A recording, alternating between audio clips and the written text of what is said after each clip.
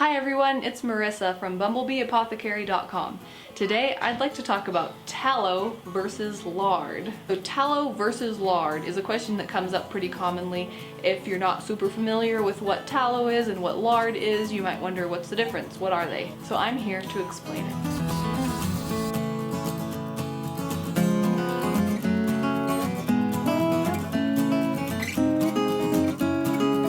Both tallow and lard are amazing traditional fats that have been around for a very long time.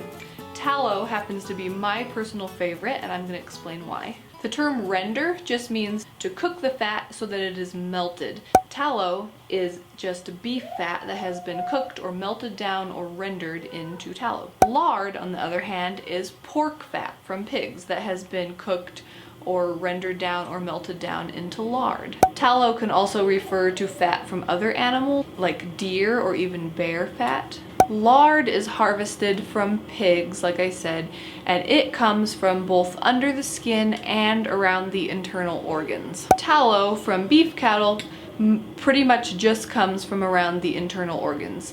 This is especially the case when tallow comes from 100% grass-fed cattle, which is the highest quality tallow. Grass-fed animals tend to be a bit leaner, so they don't have that fat under their skin like feedlot cattle would. So you're going to be harvesting the fat from around those internal organs in grass-fed cattle. Feedlot beef would have some under the skin, but when cattle are fed just grains like that and are not out on grass full-time, then their fat does not have quite as high nutrients. Lard has a very neutral flavor.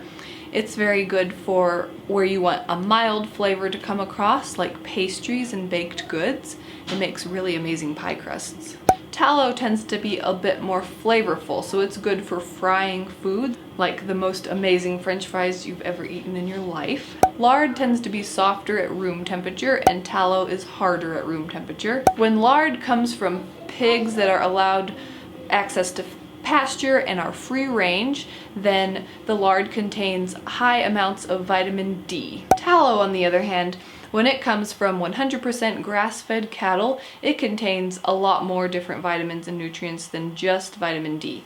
It does contain vitamin D, and it also contains vitamins A, E, vitamin K, conjugated linoleic acid or CLA, omega-3 fatty acids, and even more nutrients than just that, but those are the highlights. So for me, that is why tallow is my favorite of the two fats, just because it does contain that wider array of different nutrients.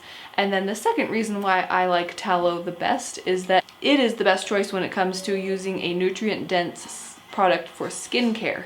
You can use lard, but like I said, it has just generally the vitamin D content to it, which is great.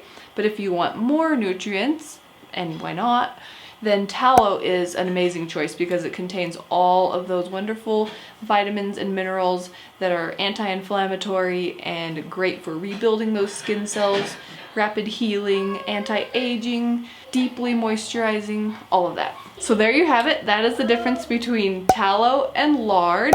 Like I said, they're both amazing traditional fats. They have good uses.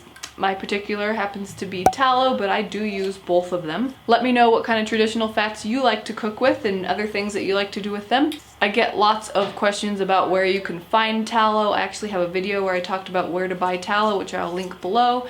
I have all kinds of different recipes for different tallow skincare products. I have some cooking recipes using tallow, including those amazing French fries that I mentioned. I'll link all of those below so that you can check them out if you are a fellow tallow fan like I am. I have a blog at bumblebeeapothecary.com as well with all kinds of tallow recipes. There will be a link to that below if you want to check that out also. And on that blog, I have a member-exclusive subscriber library. I have some free ebooks, some checklists and printables, different resources. They're all in one place for people who are subscribed to my email list, so there will be a link below if you're interested in checking that out. I have some DIY organic skincare recipes, some natural remedies, beauty recipes, and a lot of those all use tallow in the ingredients, so you can find out how to make those on my blog and get access to those free ebooks. There'll be a link below.